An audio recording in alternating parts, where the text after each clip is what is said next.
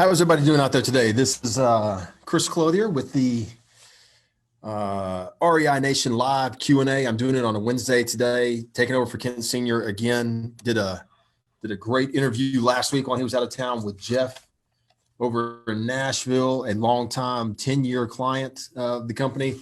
Decided to come back this week with something that I really like doing, probably more than, I wouldn't say more than the interviews by any stretch, but I really like doing live Q&As. I love getting on here and having the opportunity to be able to talk with investors and answer questions that you guys may have.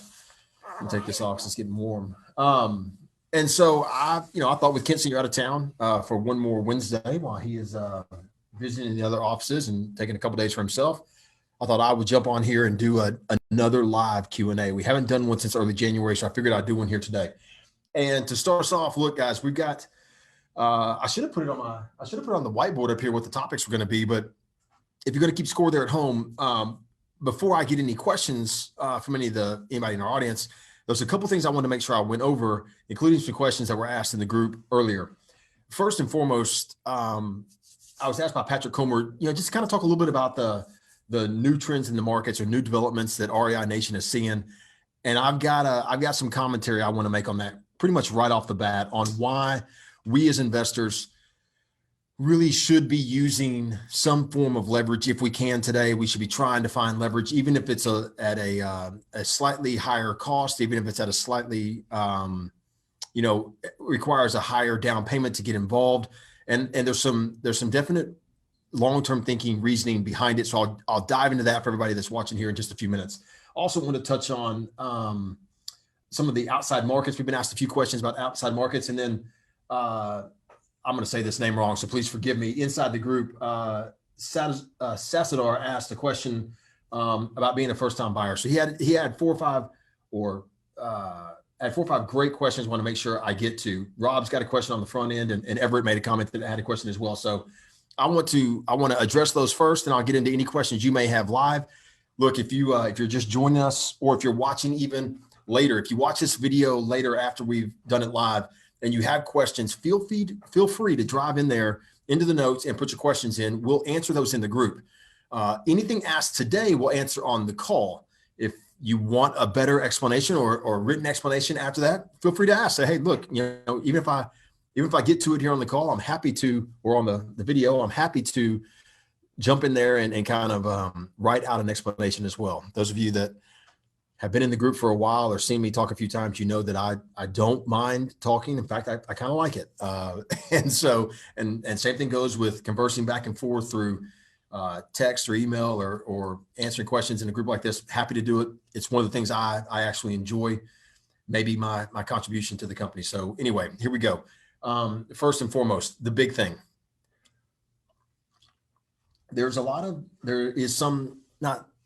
There's been some questions and some discussion here recently about, exactly what is happening in the real estate market. I know there's so many investors that for roughly the past year have been sitting saying, and forgive me for the way this comes out, but this is what has been said, that they really can't wait for the effects of COVID-19 to really kick in because they feel like it's going to drive real estate prices down. Possibly a small reset in some markets, maybe ours, that allows for investors to drive down their dollar cost average, maybe get involved in a market at a discount, pick up a few more properties. And I've been saying the whole time, I didn't see that happening. Now, I'm fully aware that we have record number right now of homes that are behind on payments, but that's nationwide. That's not necessarily market specific. And that is, as was true back in the early or late 2000s, much of the being behind on mortgages is occurring in areas, that are price points much higher than where we are right now. So I don't foresee what's happened with COVID and the effects of COVID driving up foreclosures anytime soon. What I do see happening is a continuation of an escalating market. So we're going to see price inflation where houses are going to continue to rise in value. And that's because demand has continued to rise at the same time. Anybody watching the stock market this past week, it's a classic case of what happened with GameStop when you have investors get in and buy at a certain price and they refuse to sell, it just drives the price up. If they own the shares and nobody's looking to sell, everyone's looking to buy, the price continues to go up. It's exactly what's happening right now in the real estate market. It is what's happening in each of the 9 cities that we are in, kind of to varying degrees. They all are experiencing the same thing. High demand for housing, low inventories. The number of days that it's taking on market for houses to be able to move through a normal cycle right now is at, again, I'm not going to say record lows, but it's at historical lows. Okay. So we have homeowners choosing to stay put where they are. They're not putting their houses onto the market. We have fewer homes right now that are in some form of duress. So where there's not houses that are coming through a foreclosure market, there's not houses that are going through any type of bank action that's putting them back out into the market. Home builders are not building right now at the level they had been building over the last 2 to 3 years. The level they have been building at was still well below what we need as a nation, especially in these areas, to be able to keep up with growing populations. So what do we have? There's not enough building going on. Now there's no building going on. One of the biggest reasons for that is the cost of lumber. It's 3 times as high as it was 1 year ago. A lot of builders would rather sit on lots than build them with lumber that's going to cost them 3 to 4 times as much as it did less than 1 year ago when they originally bought the lots. So you have this kind of confluence of what's happening right now. There's no building going on. Houses are being held and not sold at the rate that they were in the past, which is forcing buyers to go look for other properties, which is forcing the values of those properties to go up. A company like us, we're having to pay more for the house we bought 6 months ago. We're having to pay more for it today. Renovation costs are pretty much the same. We haven't seen a lot of commodity prices go up the way lumber has, such as copper and roofing materials, nails, paint, carpet. These items, they have not gone up at the same rate that lumber has. They've gone up just a tad. So we don't really have this true inflation that's hit yet. But due to this high demand and low inventory, inflation on the prices of homes has really taken off and gone up. What should we be doing as investors right now?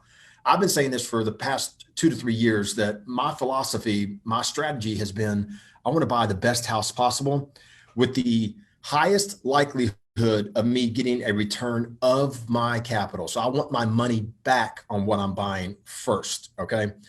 Then once I know that I'm buying something that I feel confident I can get my money back on, I look for strategies and ways to be able to maximize the return I'm going to get. As a turnkey investor, somebody that's watching this today, somebody that wants to be passive, maybe wants to buy from a company like ours, what does that mean? Well, we've chosen to stay away from homes that are really challenged neighborhoods and challenged zip codes of all the cities that we're in. We're trying to stay away from houses that are mainly attract in government subsidy. We're trying to stay away from areas that are in need of just a ton of capital from other resources, like community developers to redo infrastructure or schools, or basic services like food and grocery and gas and these types of things. We try and stay away from areas that are in need of major influx, and we try and concentrate as much as we can on areas that are median priced homes and above. Now, we do a small percentage of houses that are just below the median value, and that's just because that's what's out there. And a lot of our investors, to some extent, know that there's this bleed down that our what we do and what we do really well, and demand for what we do really well from residents, it extends down into just under the median price point for homes. So that's what we're looking to focus on. Those are the houses that have the highest likelihood of holding value, maintaining value, and growing in value. And then as you get above median price point, there's that I guess that line where it becomes too expensive, and so it's hard for capital to grow. You can still get your money back, but the returns are going to be lower. So we look for that median price point and just above and just below. That allows us as a company, we know that's our sweet spot from a resident standpoint, which means that we're going to be able to offer better services, longer occupancy, less maintenance, certainly less CapEx in that price point. So look, if you're if you're out there watching this right now, we've been going for about 10 minutes and you're looking, what do I need to do? You need to try and find the best way to leverage right now. See, with home prices going up and borrowing rates for banks still being relatively almost zero, I'm not sure what the overnight lending rate is, but it's so low that mortgages are being priced in the threes in many instances. Now, some of that's going to be, how many properties do you own? How many mortgages do you already have? What's your credit rating is going to kind of determine a little bit of what that rate's going to be. But we know that rates are down in the threes. For some homeowners buying a home for themselves, they're looking at rates in the twos. This type of convergence of everything happening all at the same time. So mortgage rates are at truly historic lows for what's happening in the market. Values are going up, not by some crazy economic thing that happened out there, but because there's so much demand right now, because there's so little inventory. So it's happening natural. It's not forced. It's actually, you're seeing this increase, and it's not happening so fast or at such a rate where things become unaffordable. That's something that we'd watch over the next 12 to 24 to 36 months. I don't think that's going to happen. I think by then, COVID, we dealt with COVID and you got building back to normal. More homeowners begin to put their houses back on the market, and we get back into a more normal time period of price increase. But for now, we can borrow at historic lows. Prices are going up. We want to get the best house we can right now, including if that means, I was talking to an investor earlier in the week, and they were asking me about, with us, when we look at prices and we sell a house, we feel like we've got a superior product, even sometimes to retail sales. Not always, but often that's what we're looking for. So I'll sell a house that I know, because I can look in and I can see what an appraiser may see. And I can see that an appraiser may not give me full value for my renovation. They may also choose a different, God, why did the word just escape me? A different comparable sale than ones that I prefer to use. Of course, I want to use the best comparable sales I can find. So I can see where a home, an investor, if I want to sell a house for say 130, an investor, appraiser may come in and say, man, this house is only worth 105 to 110 because I'm not going to give you credit for all the work you did. I don't know what a roof costs, and I don't know whether you put a new one on or not, but I know that these sales over here are a little bit lower, and I'm going to go with those. When I can see that happening, we try and tell an investor on the front end that, look, the value is there, the return on your investment is there, but an appraiser may require you, from the bank standpoint, to put an extra $10,000 into the deal. And a lot of investors have told me many times before that that's just something that they can't do, and that's okay. I do it all the time, but I'm looking at a return on my dollar, and I'm looking at it from a standpoint of, I want to be in front of growth. So I want to be someplace where I can see that growth is coming, values are going to go up. I want to see that high demand is there from a resident's going to live it. I want at least a 2-year lease. And then on top of that, I kind of weigh the idea that today I don't have something I can put this 10,000 into that's going to give me a 13 to 15 to 20% return on my borrowed dollar, on my leveraged dollar. So if I'm putting 25% down, but I got to bring an extra 10 to 15 to the table for me, and I have done that before as an investor, the reason why I would bring that extra money in, and I may feel like I'm at that very edge, the top edge of the market, is that I'm making a great return. I've got a property I did that with 4.5 years ago. I'm now on my same one single resident for 4.5 years, and the rent has escalated each of those years that they've been there, and they just signed a new 2-year lease with a question of, can they buy the house from me at the end of this one? Maybe I do that, maybe I don't, but either way, I made a bet at the beginning that my return on the dollars I was putting in, even if I had to put extra in, was going to win for me.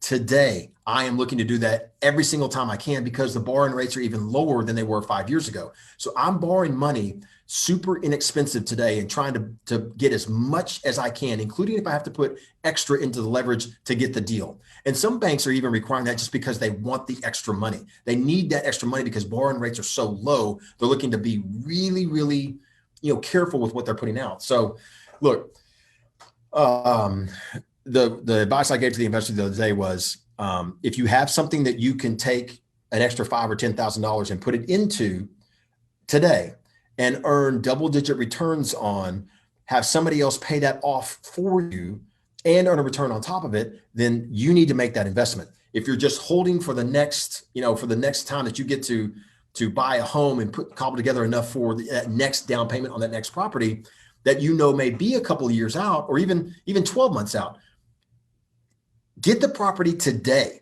Look to refinance at some point, or reposition that money at some point in the future. Maybe pull it back out. Maybe you can, maybe you can't. Either way, you're not going to earn double digits with money sitting in a savings account right now, waiting to have enough for that next house. That's been the biggest piece of advice I've had to give investors today, that with the rates where they are, with demand where it is not going to flip. Demand is not going to flip. You're not going to suddenly out of nowhere see houses come back on the market, demand go down, and prices start leveling or falling. That's not going to happen. There may be in some areas around the country where, due to foreclosures, that you begin to see some houses come back on. But a major difference today and 10 years ago is the existence of hedge fund buyers and the ability for investors like you and I to be able to buy pretty much anywhere in the country at any time. So there's such a pent up demand. I don't believe houses that do get foreclosed are ever going to make it through the market long enough to drive down pricing. Whew. All right. So I railed with that one right off the bat for almost 15 minutes, but I just wanted you guys to understand, getting our money into the market today, borrowing at historic lows. If you've listened to me in the past, I like to pay debt off, but I love using leverage to acquire it. I use leverage to acquire properties, and then I don't like using leverage to hold long-term. I really do like paying things off early. It just gives me a greater sense of security for what I'm doing. I've got a good, income from my day job. I've got a good portfolio that is performing really, really well, allowing me to pay homes off at even faster paces than I have in the past. So for me, I'm using leverage to acquire anything I can, including private money where I have to put 50% down. The rates may be higher, but if I can get 2 properties instead of 1, I want to do it today.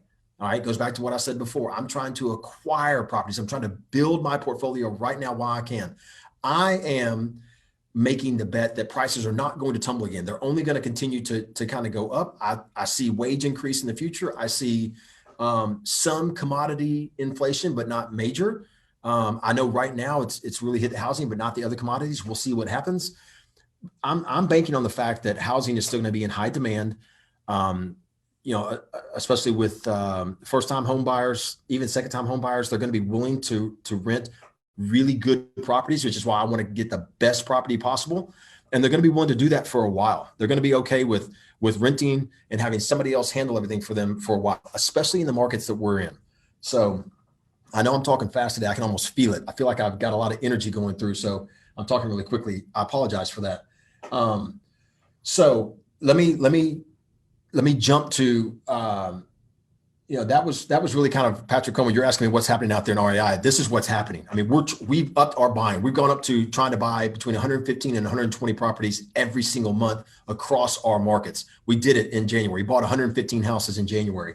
So we're looking to buy as many of the best properties we can find. We're negotiating hard. We're making some concessions where we have to make sure we get the number, but right now we're not settling for 80 or 90 like we were doing, in the middle part and late part of last year. There's just, right now is the time to get as much as we can into our portfolios. And that's why we're doing it, because rates are not going to be this low forever. So you're asking how rehabs and sales and new homes are going in, like specifically in Alabama. So I think we got 2 properties rented in Alabama out of the first few that we bought. We're not releasing anything in Alabama or San Antonio until we get them rented. We want to make sure that our numbers are spot on before we show them to an investor. So we love what we've seen so far in Alabama. We're buying mostly in the western part of the state. We haven't done a lot in the Birmingham area that I'm aware of. We haven't done a lot in Huntsville. I know we've done, I think, quite a bit so far in Tuscaloosa. We have bought some in Huntsville. We have bought some in Birmingham.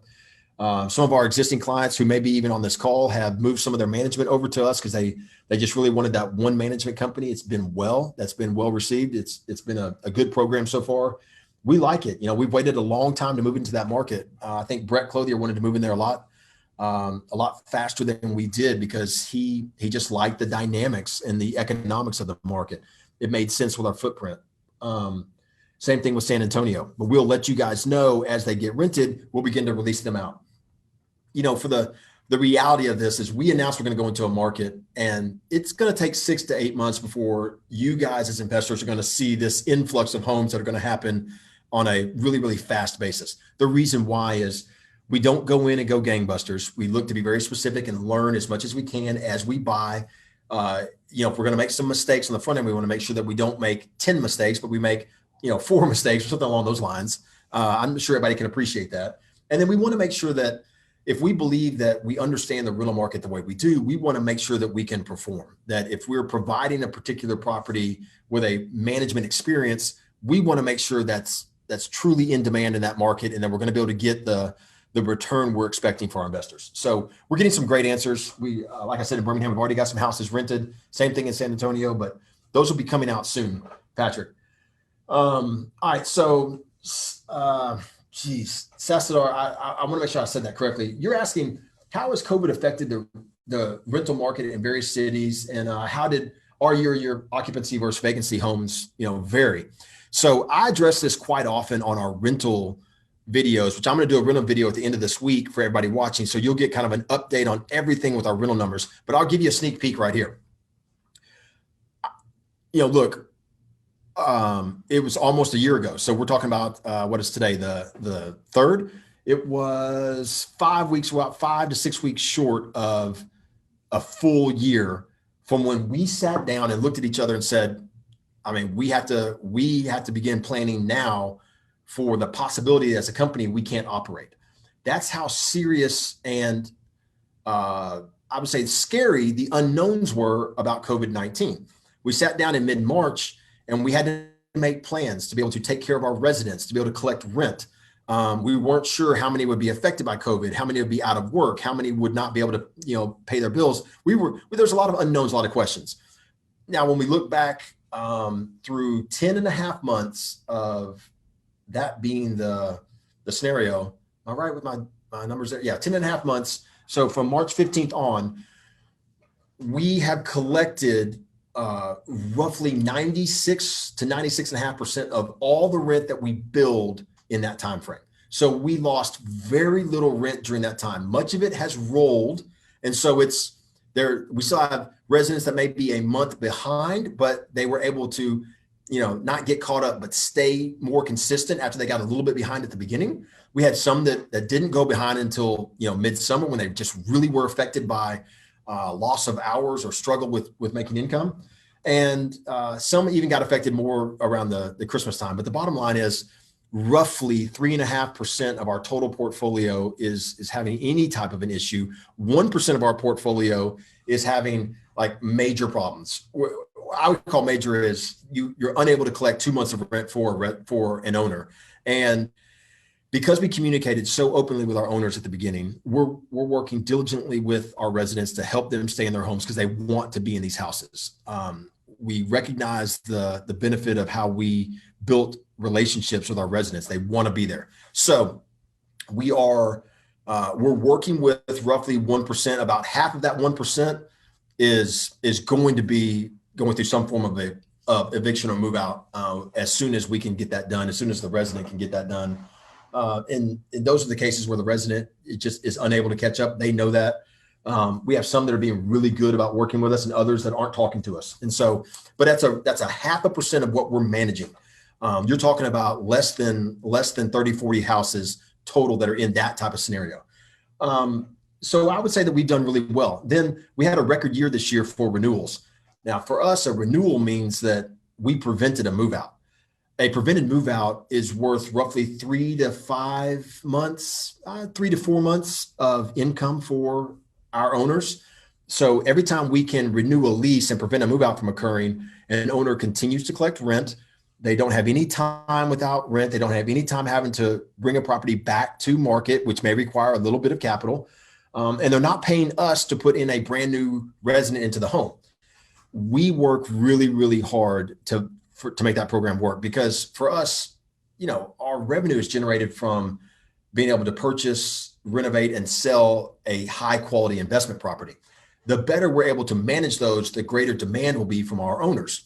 Well, let me tell you how that's worked out to this point. Last year we renewed over 2,200 leases prevented 2,200 move-outs from occurring to our owners. It was our lowest level of vacancy going back to when we first started recording this prior to 2015. So we turned over less than 17% of our entire portfolio. Less than 1 out of every 4 investors had an actual vacancy during the year. So we're really happy. We're very, very happy with our team, the way they performed, and the relationships we're building with our residents. It's beginning to really, really show and really, really pay off, because already in the month of January, we renewed a record 224 houses in that month. So we're on pace to renew over 2,500 leases this year based on the first month performance. So it's been really good. So you're asking, in the unlikely scenario of an eviction, what's the process involved and what would the cost one needs to keep? I guess you're asking what to keep on hand. Evictions generally on the legal side are going to cost around $500. There could be a few $100s on top of that for any type of services that are needed to assist with a move out or an eviction. But again, we try and keep that to a minimum. We try and prevent the actual move out or the eviction process from having to occur. Once we start the process, we want to finish the legal process for you, but we try and work as best we can with residents to prevent evictions in the first place. But I would anticipate about $1,000 on an eviction. You say that you're asking about appliances. It's a really interesting question, because for us, I would say 7 out of our 10 properties, we do not provide an appliance for the new resident outside of a dishwasher. So we're not putting stoves or refrigerators into the property. The biggest reason for no stove, and it's we've been questioned. It was kind of interesting when we first made this policy. This was early 2000s. A lot of people told us we were crazy, it would never work. But in our estimation from watching, a appliance generally is one of those items that has to be repaired quite often. And it's one of those things that we noticed that greater than 50% of our owners' repair bills were for appliances, and they all required a minimum fee to go out there and look at. So you're talking about, if an appliance needed to be looked at, it was $100+ every single time. That made no sense to us. And so we just put in a policy that said you can provide your own stove where it's required. We provide a stove credit. So we will give them off for the first month to be able to go and buy their own stove, but it's theirs. Take it with you when you're done. If it breaks down, it's on you. It's something that dramatically reduced the holding costs for our owners, but it didn't affect our rental income, because today it's standard in many companies here in the cities that we're in. Higher up houses, we tend to put those appliances into, but the medium priced homes, we don't have to, because residents now understand that, hey, we need to bring our own, because this is our stove. We're going to bring our stove, our refrigerator in, and we assist them with where they need to go to get those. You asked a question about appreciation rates across the cities. Well, I can tell you that appreciation rates, we try and go extremely conservative. We talk 3 to 4% for most of the markets, but the reality is, like in some areas of Memphis, we're talking 6+% appreciation over the past year. In Dallas, it's been approaching 9%. Houston, I think, was around 3.5%. Oklahoma City was above 5%. These markets, like what I talked about at the very beginning, it's not necessarily, it's natural, which is the great thing. So it's not forced appreciation. It's happening because there's so much demand. These are growing markets. When we looked at the U-Haul study, I don't know if you guys use this or not, but the U-Haul study points out that people are mostly leaving out of New York and out of California. They're leaving in droves. Some of the biggest cities they're going to, the 2 biggest states, Tennessee and Texas. I love the sound of that, because those are the markets I am in heavily. In Tennessee, most of them are moving to the Nashville and Chattanooga area, although Memphis is a beneficiary. Same thing with Texas. Now you have San Antonio, you have Austin, you have Houston and Dallas, all receiving an influx of people coming in. Same thing goes with Alabama, that northern Alabama area that we really like so much now. That is a really good spot for growth. So it's what I look at is the one-way U-Haul destinations. So where does it originate? Where does it end? And they do all the math. They look at all the numbers, and these are the places that people are going to. That's why these areas are appreciated, because they're just growing so quickly. Lastly, referral program. Look, we do have a referral program. It's Not complicated. We offer a small referral to investors that refer other investors to us. We ask that it's really for investors that are licensed real estate agents, so we can pay it through the HUD. When it's not done that way, if you're not a licensed real estate agent, there's other ways. We have thank you programs we can put in place that's not necessarily based on per house that they buy, but just if you've made a referral to us and an investor ends up buying or bringing houses to us, yeah, absolutely. We have a thank you program that we put together for those that are willing to talk about us and share our company. So Rob Abrams asked a great question about Fannie Mae. And he wants to know, how do we go about getting loans once you're past that 10 Fannie Mae and Freddie Mac? And while I'm getting ready to answer that question, I'm going to jump over here real quick and make sure that I am seeing the new questions that may be coming in right there. Okay, so let me jump over here to this. And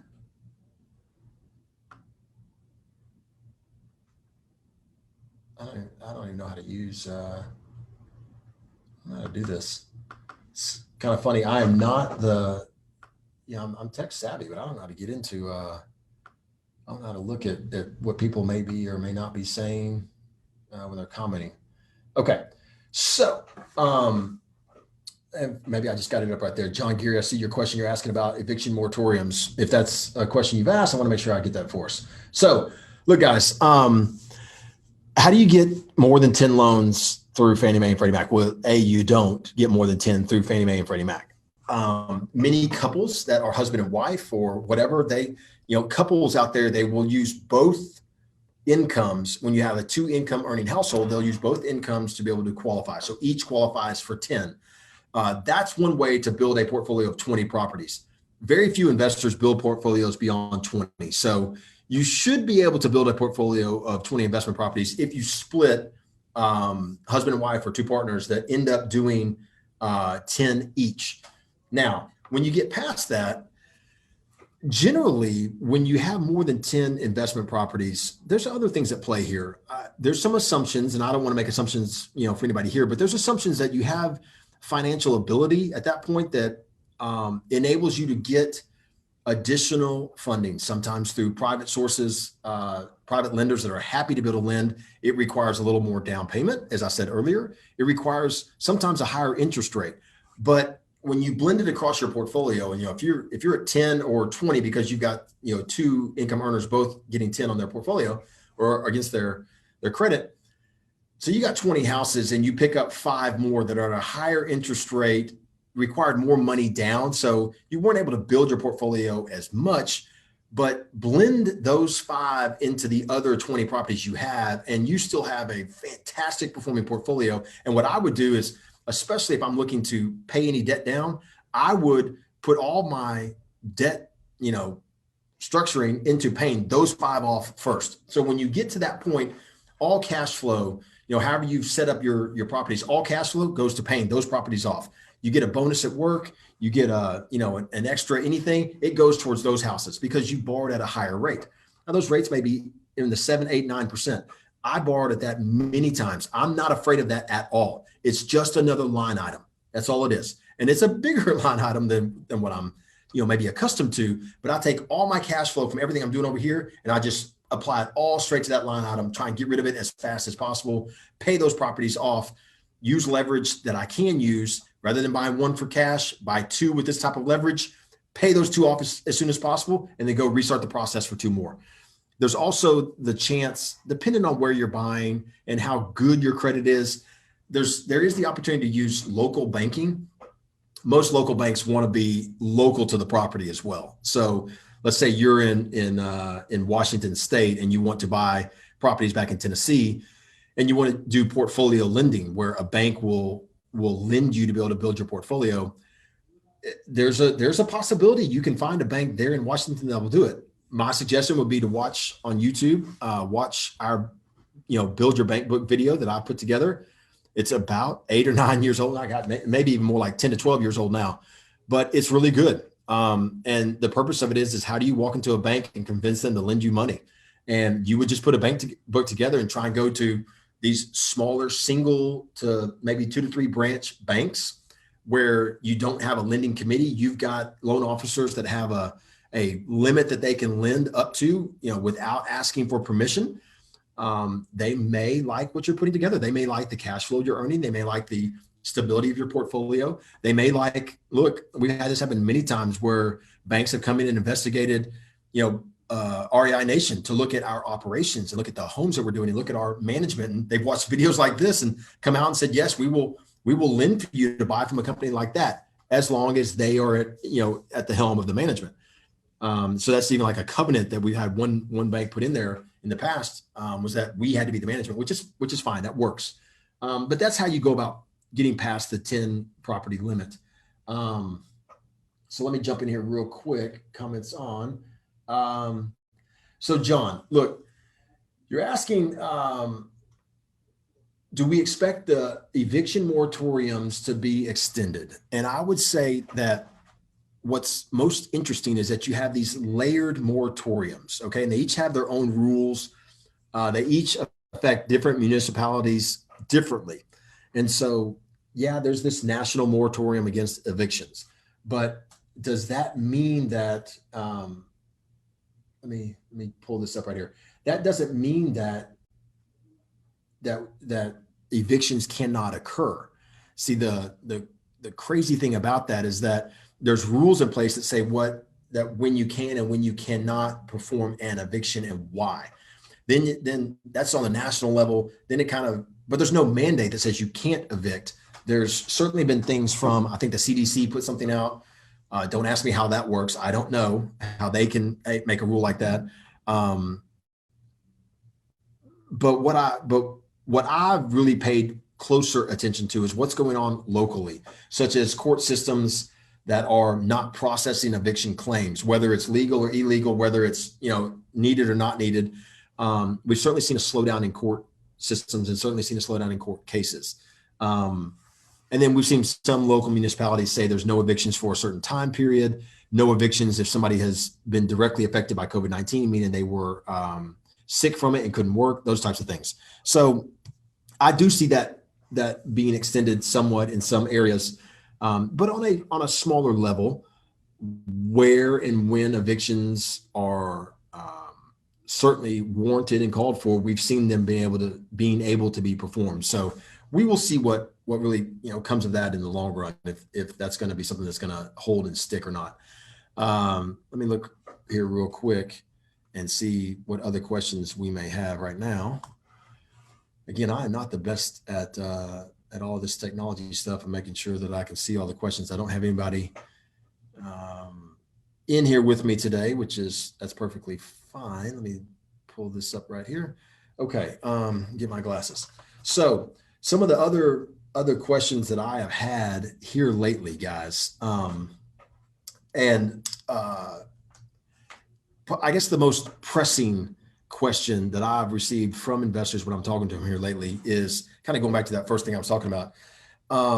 It seems like there's a lot of unknown out there, and what's going to happen from a property management side, what's going to happen, with the eviction moratorium. What should I do with interest rates being this low? Prices are going up very quickly. Should I sell my portfolio or should I hold right now? And here's what I tell everybody.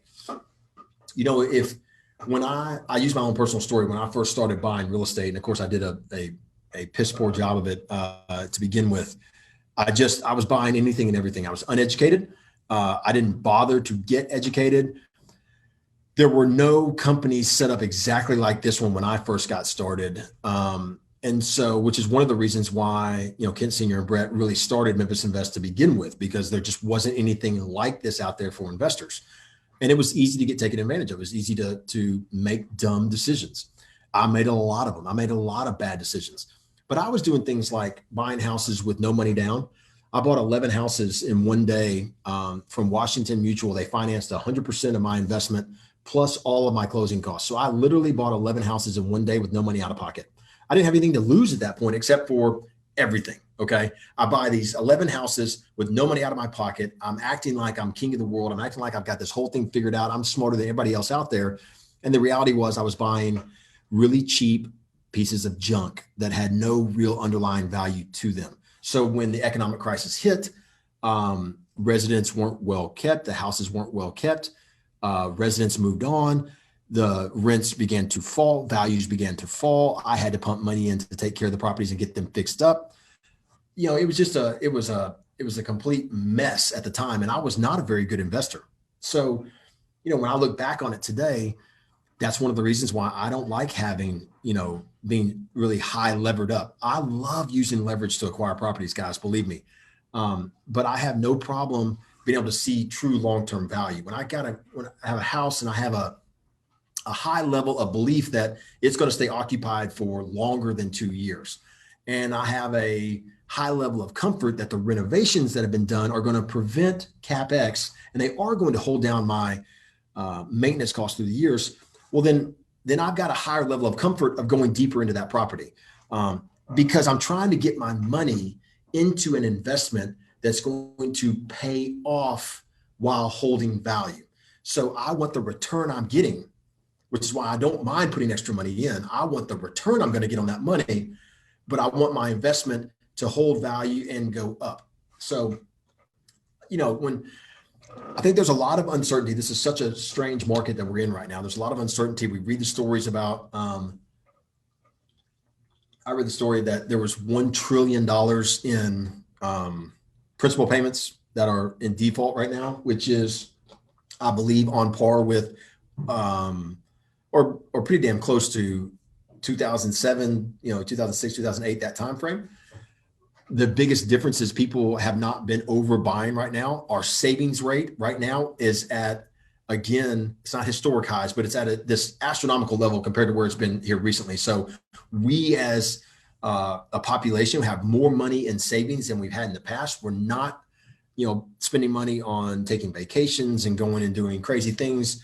The money that has been used as a stimulus, especially the first two stimulus plans, they've really kind of been spread across everybody. So including those that didn't need necessarily the stimulus, but all that money has been pumped in. And what we've seen, especially with how much capital has been put into the markets, is that a lot of that money has gone into real estate. A lot of that money has gone into building portfolios for long-term holds. So I'm not looking to sell anything I have right now. I looked around and even with the change in administrations, I thought, I'm holding. There's no reason for me to sell. I love what I currently own. I'm earning a great return on it. I've got residents paying my principal down. So every year my principal is coming down and somebody else is paying for it. I'm earning a return on my principal payments versus my rent. So that's my cash flow. And I'm putting that back into my principal. Somebody else is paying for it. Because of the demand, the lack of housing and demand, what somebody else wants is driving the value of my home up. So I'm not doing anything. All I did was make the decision to buy. Then I made the second decision to hold long-term. That's it. Everything else is happening for me. All I did was make these two decisions. Everything else is happening for me. All of my properties are managed. I get asked this all the time. All of my properties are managed by Premier Property Management in each city that I own in. They manage the properties. I don't do any of the management myself. I learned that lesson the hard way a very long time ago. And I just let them handle everything from here. So those of you that are watching, wondering, what's next? What should we do? If you bought for the long-term hold, this is what you waited for. It's so good. Your residents are going to be staying right now. If they happen to move out, there's high demand behind it. I think we've only got 62 to 63 properties available right now. That's it. Less than 1%. 1% of our entire portfolio right now is vacant, waiting to be filled. That's it. Even that number is astounding to me to think about how good Nate's team is doing right now. Our renovations team, I think they had like 37 move-outs that they're working on right now. So if you take the 62 plus the 37, round it to 100, 1.5% of our properties right now that are owned by investors is vacant. That's it. 98.5% occupied right this minute as we speak. If I was asking advice, or if somebody were asking me advice, the answers I'm giving is you buy the best property possible. The value is that you've got a long-term resident that's reducing your debt exposure. You've got, because of the demand, you've got rising valuations of your investment, I would look to get every dollar I could into every investment I can as fast as possible. That's me. Of course, I have a financial interest here. But the reality is this, guys, on our board, in our war room that we work on every morning, because of the way we've treated investors, because of the returns we've given them, over $63 million in net rent payments were delivered to owners this past year. Because of that, there are 102 investors that are looking to purchase properties right now from us. They've already been pre-qualified. They're already looking. They're ready to purchase. You just heard me say we bought 115 houses in January. It takes us anywhere from 35 to 65 days, depending on the city and the kind of the flow, to have those properties fully renovated, rented and out for investors to be able to buy. So, I would say that right now demand is right at where we are. There's great demand for what we're doing. So I'm not coming to you saying, man, I got to drive people to buy houses because we got houses to sell. No, it's there. Again, the numbers pan out just the way that we've seen in the past. Roughly 60 to 65% of the investors that are ready to buy are an investor that's already an existing client. They're already in our company. They're already accustomed to the property management, to the customer service, to the way the calls happen every month. They're ready to go. They just want to build a portfolio. The other 35% or so, sometimes 35 to 40%, that is demand from new investors that are looking to buy their first two, their first five. We have more 1031 exchanges than we've ever had in the history of our company.